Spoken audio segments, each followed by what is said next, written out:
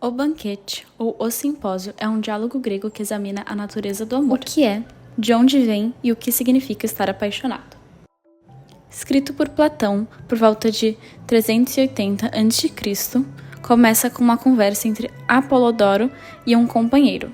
O companheiro o para na rua, este que estava voltando da casa de Faleiro. Desejando se informar do encontro de Aristófanes, Sócrates, Alcibíades e os demais presentes no banquete organizado por Agatão, que reunia diversos pensadores. Apolodoro, então, começa a contar como Sócrates e Aristodemo, este que não contava com convite para a reunião e fora como convidado de Sócrates, também responsável pelo saber de Apolodoro a respeito da reunião, vão juntos ao banquete, que conta com a presença de mentes como Fedro, Eurisímaco, Aristófanes, Agatão, Pausânias e outros. Lá é proposto por Erisímaco um debate. Diz que Fedro, também presente no encontro, frequentemente o questiona sobre como o amor, Eros, é pouco louvado, sobre como é estranho que para outros deuses haja hinos e peãs feitos pelos poetas, enquanto que o amor, todavia, um deus tão venerável e tão grande, jamais um só dos poetas que tanto engrandeceram fez sequer um encômio. Ao amor, nenhum homem teve a coragem de celebrar condignamente. A tal ponto é negligenciado um grande deus. Eurisímaco, então, dá-lhe a razão e propõe que cada um dos presentes da mesa, da esquerda para a direita, faça um discurso de louvor ao amor, o mais belo que puder. Sócrates diz que contra Eurisímaco ninguém irá votar, e todos aderem sua exortação. Fedro, o primeiro, afirma que o amor é um dos deuses mais antigos, surgido logo após o caos, e é responsável pelos maiores bens da vida, como amar e ser amado. Ele inspira a virtude, a busca pela beleza e a vergonha do que é feio, sendo essencial para a criação de grandes obras e para uma vida nobre. O amor é o mais honrado e poderoso dos deuses, promovendo a virtude e a felicidade tanto em vida quanto após a morte. Pausânias, o segundo, afirma que existem dois tipos de amor: o de Urânia, celestial e voltado à alma e ao caráter, e o de Pandêmia, popular e voltado ao corpo e à beleza física, sendo este passageiro. Só o amor, que busca o bem e a virtude, é digno de louvor, enquanto o amor, baseado em interesses ou aparência, é vergonhoso. Amar com pureza e constância, ligado ao que é eterno, é o verdadeiro amor. Eurisímaco, o terceiro, afirma que o amor é duplo, como Pausânias, mas se estende além da alma, estando presente em toda a natureza. Ele explica que o amor harmoniza os opostos, como quente e frio, doce e amargo. E dessa união surgem a saúde, a arte e a harmonia. Assim, o amor é universal, poderoso e essencial para a felicidade, promovendo a concórdia entre os homens e também entre homens e deuses.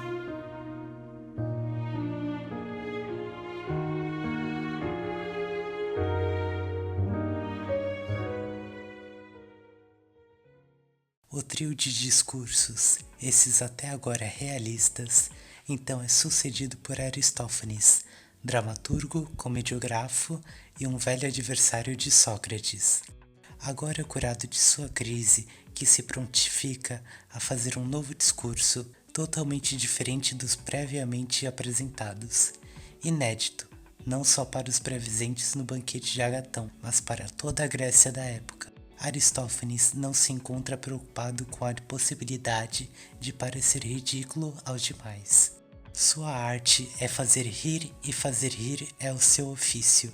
Aristófanes diz então que, antes de dialogar sobre o amor, precisa definir a natureza humana. Indo além, traz discurso para uma linguagem metafísica. Parece-me os homens absolutamente não terem percebido o poder do amor, que se o percebessem, os maiores templos e altares lhe preparariam e os maiores sacrifícios lhe fariam, não como agora, que nada disso há em sua honra, quando mais que tudo deve haver. Adentrando outro plano, o pontapé inicial da homenagem proposta por Aristófanes se dá pelo conto de um mito, dado a esse posteriormente a alcunha de mito do andrógeno. Aristófanes conta que, inicialmente, nossa natureza não era a mesma de agora. Em primeiro lugar, 3 eram os gêneros da nossa humanidade, masculino e feminino, e em comum a esses dois, chamado de andrógeno. Inteiriça era a forma de cada homem, com dorso redondo, flancos em círculo, 4 mãos, as pernas o mesmo tanto das mãos, 2 rostos sobre um pescoço torneado, opostos um ao outro e um só. O masculino, Andros, era descendente do Sol, o feminino, Ginos, descendente da Terra, e o andrógeno, Androginos, descendente da Lua, por ter característica de ambos. Eram de força e vigor terríveis, grande presunção possuíam e, assim, se voltaram contra os deuses. Os deuses, então, se encontram numa encruzilhada. Não podiam os matar, pois suas honras e templos desapareceriam. Tampouco podiam deixar que continuassem na impiedade. Zeus, então, alcança uma reflexão, torná-los mais fracos. Apolo, então, dá-se a cortar em 2 cada um dos homens, voltando-lhes o rosto e a banda do pescoço para o lado do corte, a fim de que, contemplando a própria mutilação, se tornassem mais moderados. Agora mais fracos e com nossa natureza mutilada em 2, ansiávamos cada um por sua própria metade, e a ela nos uníamos, nos entrelaçando, morrendo de fome e inércia, por nada querermos fazer longe um do outro. Zeus, tomado de compaixão, muda então o sexo para a frente, para que, se façam homem e mulher entrelaçados, gerassem e constituíssem a raça, e, ainda que fosse um homem com um homem, que houvesse saciedade em seu convívio e pudessem repousar, voltar ao trabalho e ocupar-se do resto da vida. O amor de um pelo outro então se está implantado nos homens, restaurador de nossa antiga natureza, em sua tentativa de fazer um só de 2 e curar a natureza humana. Dada a chance de se encontrar com sua própria metade, são tão extraordinárias as emoções que sentem, de amizade, intimidade e amor, que não querem se separar um do outro nem por um simples momento. Se diante deles, deitado no mesmo leito, surgisse Hefesto, e com seus instrumentos lhes perguntasse: que é que quereis, ó homem, ter um do outro?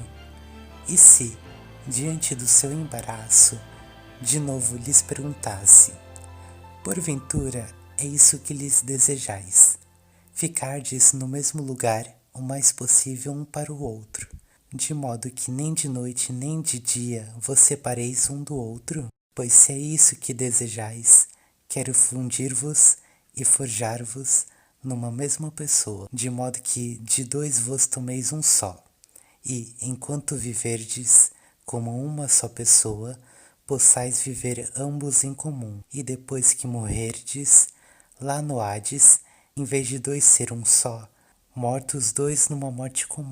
Mas, vede se é isso o vosso amor, e se vos contentais, se conseguirdes isso. Depois de ouvir essas palavras, sabemos que nenhum só diria que não, ou demonstraria querer outra coisa, mas simplesmente pensaria ter ouvido o que há muito estava desejando, unir-se com o seu amado, e de 2 ficarem um só. Da nossa antiga natureza se fazia assim, e nos éramos um todo. Portanto, ao desejo e procura de todo que se dá o nome de amor. A criação de Aristófanes é, de certa forma, uma ideia muito moderna, pois sua história incorpora diversos aspectos da sexualidade atual. Ainda assim, no campo da psicologia e sob a ótica psíquica, pode se provar problemática. Você não deveria estar procurando sua outra metade para se completar, mas sim ser autossuficiente, afirma Mary Balfour. Além disso, a ideia de que só existe um amor verdadeiro, uma alma gêmea que talvez esteja do outro lado do mundo, impede muitas pessoas de encontrar um parceiro. Talvez, no caminho para o trabalho, elas encontrassem diversas pessoas adequadas, que apenas não tiveram tempo de conhecê-las e se sentir bem na sua companhia, o que é a base para uma relação futura. Freud, em seu texto Uma Recordação de Infância de Leonardo da Vinci, escreveu que talvez o amor seja uma outra coisa. Pois, se o mito do andrógeno elucida a necessidade da alma em encontrar outra alma, de forma a dar-lhe a ilusão de força e de poder do andrógeno, a psicologia defende que a tese do mito já é o todo, porque do ponto de vista psíquico, o homem é constituído da unidade andrógena, masculino e feminina, um ser único e completo. Já no campo da metafísica, para os gregos antigos, o que se fazia determinante na conduta sexual, amorosa e apaixonada era o autocontrole. Aquele escravo do prazer é o verdadeiro imoral e merecedor de lástimas. Não só no amor, mas em todos os aspectos da vida. Segundo o ideal grego, o que importa é conservar a própria autonomia. Aristófanes irá se comprometer com o particular e o perecível. Ele toma por certo que para uma reunião individual com o seu único, a sua individual outra metade é um fim em si mesmo. A busca pela totalidade não se dá somente na procura pela sua outra metade, mas também de maneira conceitual. É necessário aceitar todas as vertentes da formação humana para alcançar a ascese amorosa. Nos faz necessário realizarmos plenamente a finalidade do amor, para encontrarmos o verdadeiro amado, assim, retornando à primitiva natureza. Encontrar o amigo cuja natureza corresponda às suas aspirações alcança o campo da metafísica, visto que essa é uma completude mítica que não se encaixa na sensibilidade. O resgate da unidade originária se faz então pelo todo erótico, que é composto de 3 ideais. O primeiro é o desejo sexual, reconhecido socialmente, compreensível por terceiros e substituível, sendo o desejo em si a característica que mais o move. O segundo é a afeição, baseado na amizade, filia, possivelmente existente entre qualquer pessoa, independente de idade ou gênero e isento de desejo sexual. O terceiro e último é a preferência. A escolhe B de forma única e inabalável, mesmo que C seja, de maneira objetiva, mais desejável. Essa escolha não se dá apenas por atributos físicos ou sociais, e implica uma ligação profunda e singular entre almas. A completude amorosa então nasce daí, na relação integrada entre os 3 princípios do todo erótico. Desejo, sozinho, não garante o reencontro com a natureza primitiva. Afeição é essencial para o companheirismo, mas também pode existir isoladamente. Preferência é fundamental para o todo erótico, pois une seus irmãos, desejo e afeição. Porém, não se pode ter verdadeira preferência sem também haver desejo e amizade.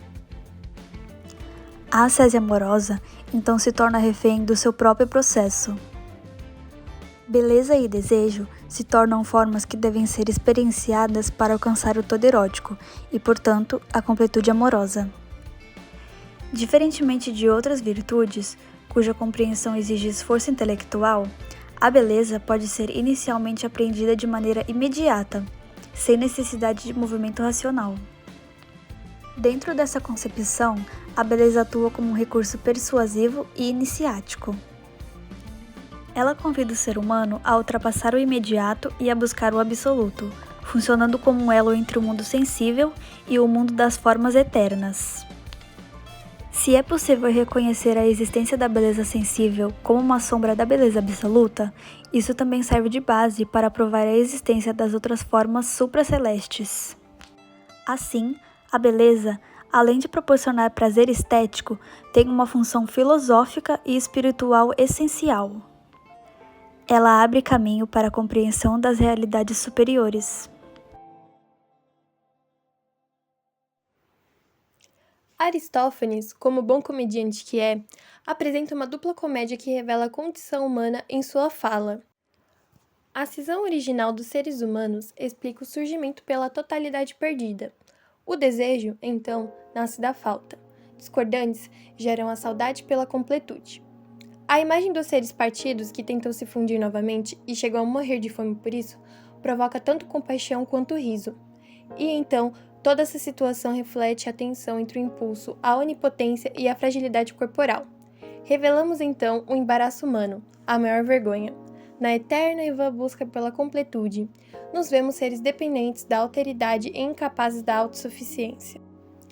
Se as metades se unissem de forma completa, ironicamente, o desejo, Eros, cessaria, levando à estagnação e à morte do impulso vital.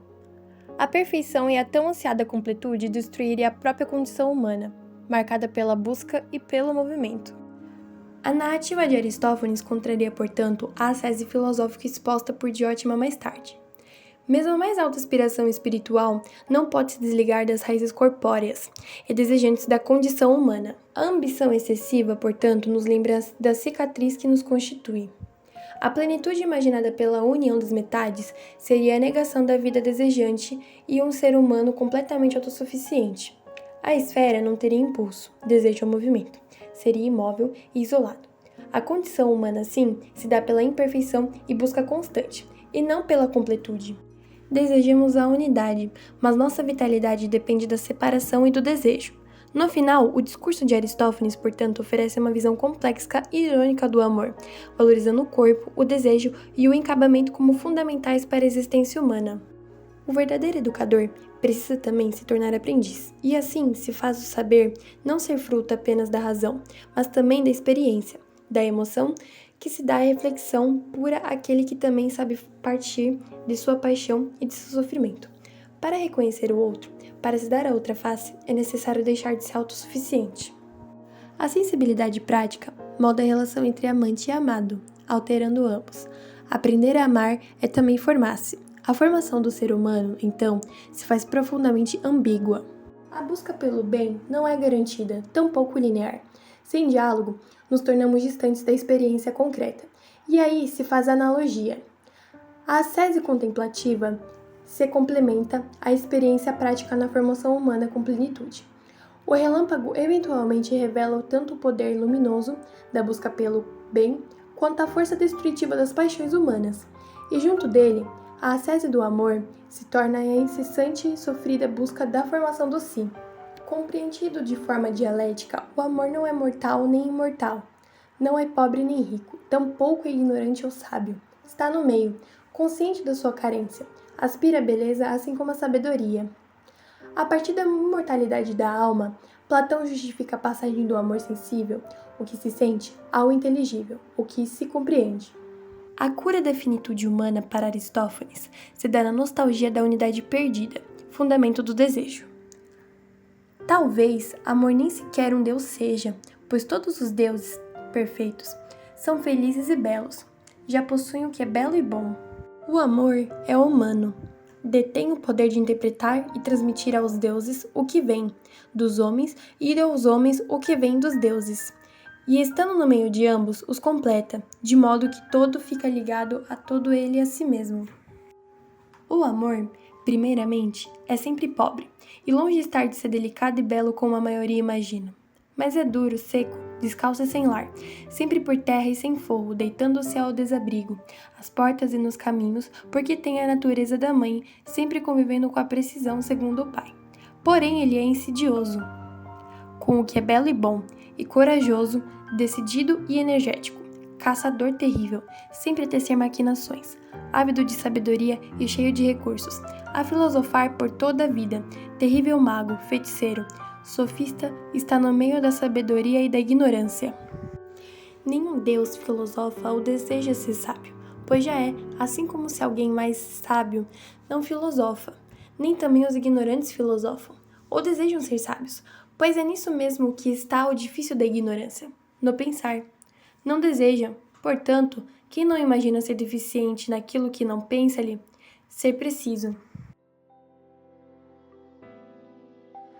Ainda assim, independente da sua verdadeira natureza primitiva, da certeza de sua completude enquanto existência e da concretização da magnânime compreensão das formas e de todas as suas virtudes em totalidade, persistimos.